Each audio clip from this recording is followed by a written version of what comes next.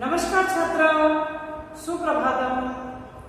कल हमने कक्षा 8 में हिंदी विषय में तेरी है जमीन काव्य की समझूती भी प्राप्त की थी और उनका काव्य गान भी किया था।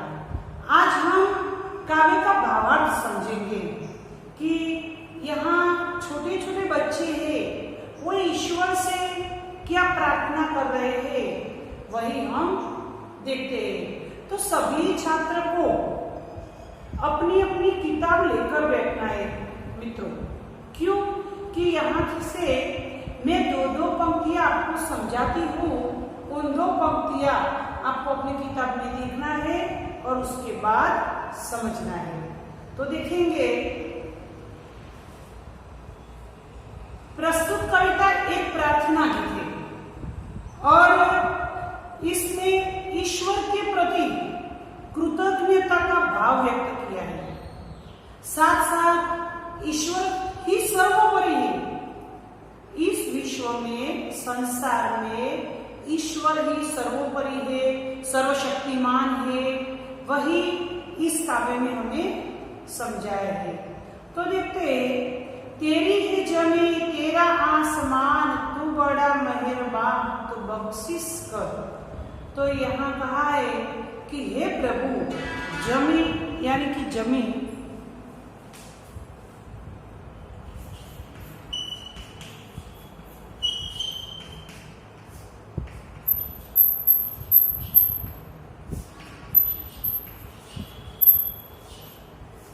जमीन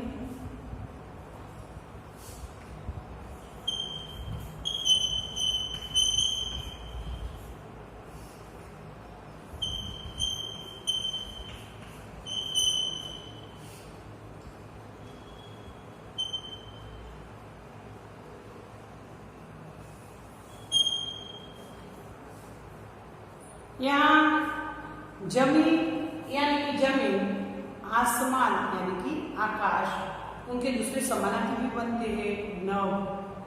तो हे प्रभु, हे ईश्वर, ये जमीन भी तुम्हारी है, ये आसमान भी तुम्हारा है। तू बड़ा मेहरबान, तू बड़ा मेहरबान है। मेहरबान यानी कि कृपालु, दयालु। तू बड़ा मेहरबान है, दयालु है, कृपालु है।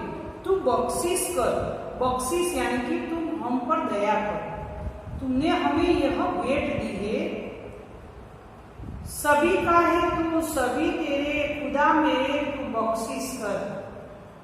हम सभी तुम्हारे हैं, हे खुदा, हम सभी तुम्हारे हैं और तुम हम सभी के हैं।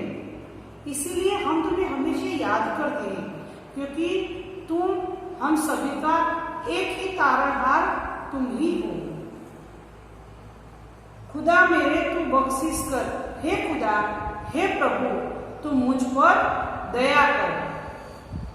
तेरी मर्जी से ए मालिक, मर्जी यानी कि इच्छा,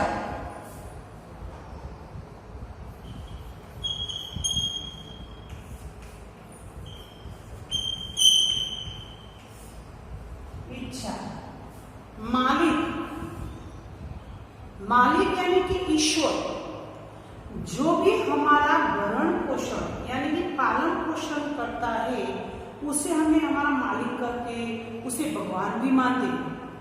हमारे संसार में हम देखते हैं कि जो जिसका पालन पोषण करता है, जिनका ध्यान रखता है, उनको भगवान के समान माना जाता है। तो यहाँ मालिक यानी कि ईश्वर को मालिक कहा गया है। तो लिखते हैं मालिक,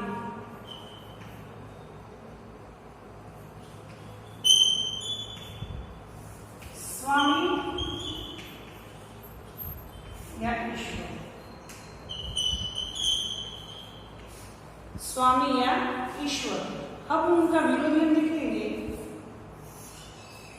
विरोधी शब्द यानी कि विलोम शब्द।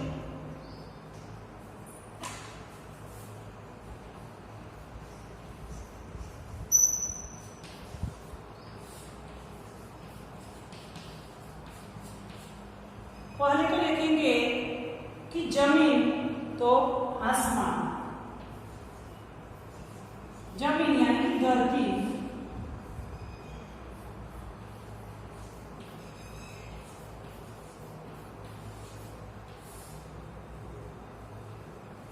स्वामी तो सेवक, स्वामी का विरोधी है सेवक। सेवक है वो स्वामी की उनका ध्यान रखता है, उनका स्वामी है वो सेवक का पालन पोषण करता है, और जो सेवक है वो स्वामी जो करते हैं वैसा ही वो करते हैं।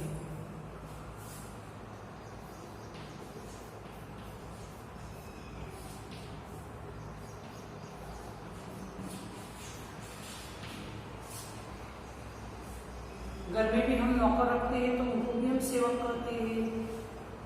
प्रभु में मंदिर में देखते हैं कि प्रभु है वो स्वामी है, और उनका सेवक पुजारी है वो भी साफ सफाई करता है, उनका ध्यान रखता है, यानी कि सभी काम करता है मंदिर का, तो उसे भी सेवक कहा जाता है। हम भी ईश्वर के सेवक ही हैं, तो स्वामी तो सेवक। तेरी मर्जी से ए मालिक इस दुनिया में हम आए हैं।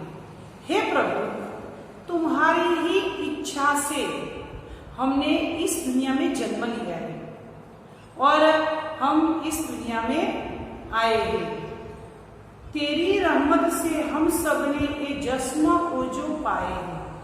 तुम्हारी ही इच्छा से हम इस दुनिया में आए हैं, यानी कि हमने इस दुनिया में जन्म लिया है, और तुम्हारी ही रहमत, रहमत यानी कि दया, कृपा, तुम्हारी ही कृपा से हमने ये शरीर और शरीर में प्राण पाए हैं।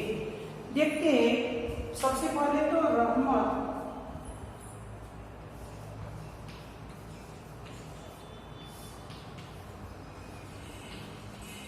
दया, जिस्म तो शरीर भी,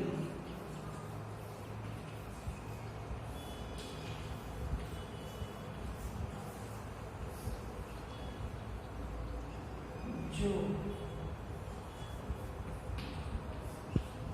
तो जान, जान, प्राण। तुम्हारी इच्छा से हमने इस दुनिया में जन्म लिया है, और तुम्हारी ही दया से हमने ये शरीर भी पाया है, और इस शरीर में हमने ज्ञान, प्राण भी तुम्हारी ही कृपा से पाया है। तू अपनी नजर हम पर रखना, किस हाल में है ये खबर रखना।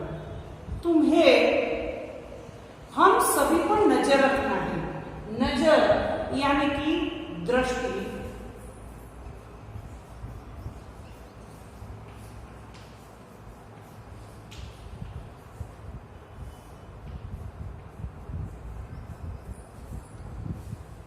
दृष्टि, तुम्हें हम पर हमेशा नजर रखना। हम जो भी हाल में है उस हाल में तुम्हें हमारा ख्याल रखना। हम कोई मुसीबत में हो, संकट में हो, तो उस मुसीबत का तुम्हें सामना कराना, उस मुसीबत का सामना हम कर सके, इसीलिए तुम्हें हमें शक्ति देना, और हमेशा मुसीबतों में से हम सफल हो सके, ऐसा तुम्हें हम पर दया करना, कृपा करना। तो हे प्रभु, हम किस हालत में है, उस सभी हालत में, जो भी दशा में हो, जो भी हालत में हो, उस हालत में तुम्हें ही हमारा ख्याल रखना, तुम्हें ही हमारा ध्यान रखना, और हम पर आने वाली सभी मुसीबतों को तुम्हें ही हल करना, यानी कि तुम्हें ही टालना। तो तुम्हें हम पर हमेशा कृपा दृष्टि रखना। तू चाहे तो हमें रखे, तू चाहे तो हमें मारे, तेरे आगे झुका के सर खड़े हैं आज हम सारे। वो सबसे बड़े ताकत वाले, तू चाहे तो हर आफत को टाले, तेरी है जमीन, तेरा है आसमान। यहाँ छोटे बच्चे कहते हैं कि हे ईश्वर, तू चाहे तो हमें जिंदा भी रख सकते हो, और तुम चाहे तो हमें मार भी सकते हो।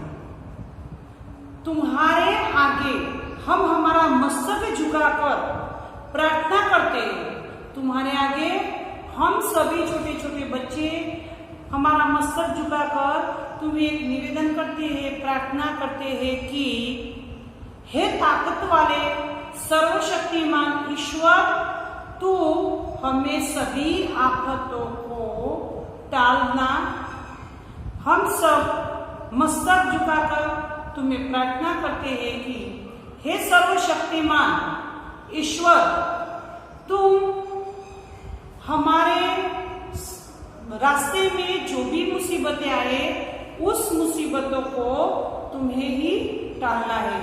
यानी कि तुम चाहे तो हमारी सभी मुसीबतों को टाल सकता है, तो तुम्हें ही हमारी मुसीबतों को टालना है। यहाँ ईश्वर को सर्वशक्तिमान कहा गया है। क्यों? तो हमने काव्य में देखा कि ईश्वर चाहे तो हमें जिंदा भी रख सकता है, चाहे तो हमें मार भी सकता है। हमें ईश्वर की कृपा से हमने इस शरीर में प्राण पाया है, ये शरीर भी पाया है।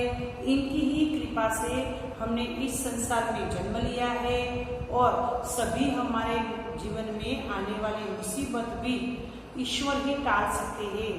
इसीलिए सबसे सर्वशक्तिमान सिर्फ ईश्वर ही है।